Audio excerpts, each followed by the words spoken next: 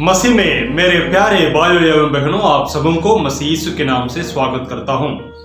हम सभी मसीह के जन्म के माह में मंथ में हम लोग प्रवेश किए हैं और बहुत ही खुशी की बात यह है कि हम सभी के घरों में, सभी के कलीसियाओं में और बड़े बड़े चर्चों में इस प्रकार से जो देख रहे हैं मेरे पीछे में, इससे भी अधिक अलंकार किए गए हैं और किए हुए हैं और आप अपने घरों में भी सजाना शुरू किए हैं और बहुत ही खुशी की बात है। और आज ये समय हम लोग परमेश्वर की सच्चाई को या सत्य को हम एक प्रश्न को लेकर के हम सीखने के लिए जा रहे हैं।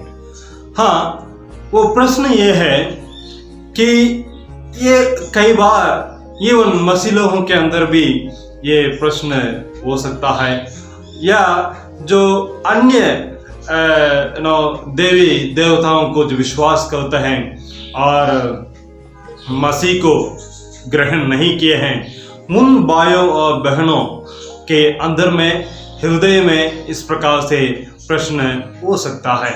वो प्रश्न ये है कि दिसंबर महीना आते ही ये इतना धूम मचाते हैं क्यों हैं, और इतना सजाते क्यों हैं, और इतना खुशी मनाते क्यों हैं, और इस छोटे से एक झुंड के लोग इतनी बड़ी संतोष को, इतनी बड़ी खुशियां को क्यों ये लोग प्रकट करते हैं। इस प्रकार से कई बार कई लोग आपसे भी ये प्रश्न किए होंगे। मेरे प्रियो, इस दुनिया में कईयों ने जन्म हुआ है, कईयों का जन्म हुआ है, और कई लोग जन्मा है और कई लोग मरा है, और कई लोगों का जन्मदिन भी यहाँ पर हमारे भारत देश में भी मनाते हैं। उसका हम देख सकते हैं। लेकिन मसीह यीशु का जन्म इतने महत्व क्यों है, इतने मुख्यत्व क्यों है? हम क्यों इतने मुख्यत्व देते हैं, हम क्यों इतना महत्व देते हैं?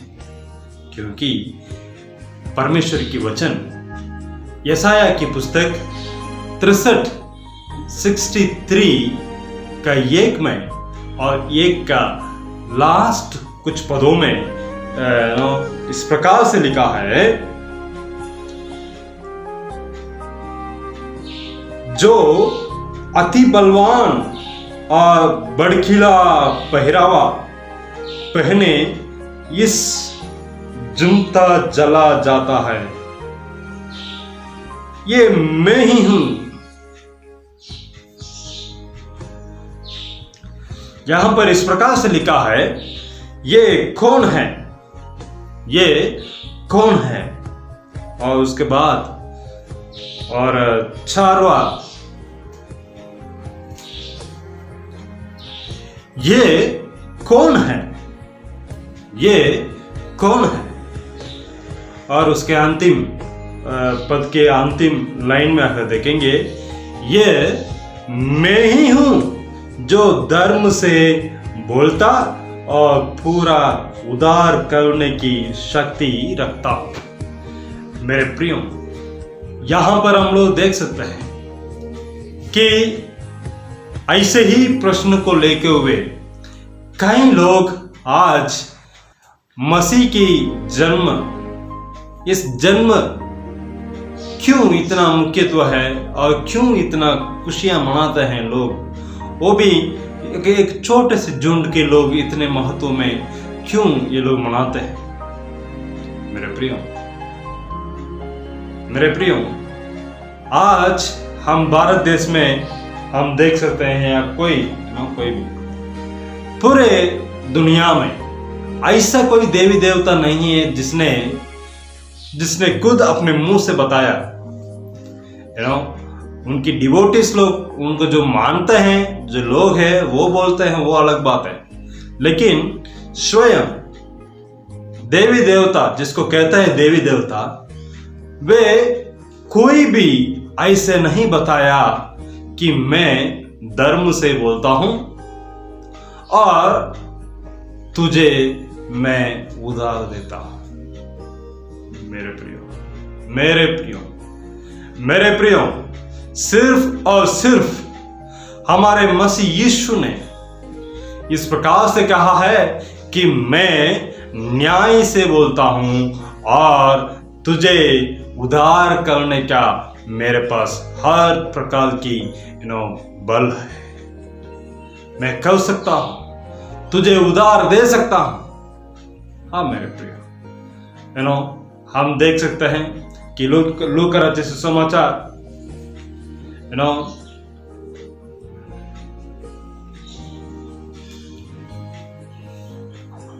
चरवाहे लोग, कुछ झुंड के लोग आधी रात में बैठ करके अपने भेड़ बकरियों को जो चला रहे थे और उनकी सुरक्षा कर रहे थे। उनके अंदर में कई प्रकार के प्रश्न था, और कौन हमें प्रेम करेंगे, कौन अपने समुदाय में अपने साथ रखेंगे, और इतने दबाव में हम क्यों हैं, और हमारे जीवन इतना कड़वा क्यों है। इस प्रकार से कई प्रकार की प्रश्नों को लेकर के वो लोग बैठे हुए थे। किसी ने भी उनको देखा नहीं, किसी ने भी उनको पसंद नहीं किया। लेकिन प्रभु यीशु मसीह के जन्म का उस सुसमाचार स्वर्गदूत के द्वारा, स्वर्गदूतों के दल के द्वारा उन छोटे से झुंड के लोगों के पास पहुंचा और बोला कि दाऊद के नगर में उधार देने वाला जन्मा है, तेरा रक्षक जन्मा है। मेरे प्रिय, कितने एक आश्चर्य बड़ी बात है। और हमारे जीवन में हम इस प्रकार से कोई भी दबाव में क्यों ना हो, कोई भी प्रकार की समस्या में क्यों ना हो, आज परमेश्वर का वचन आपके सामने और खड़ा है और बताता है कि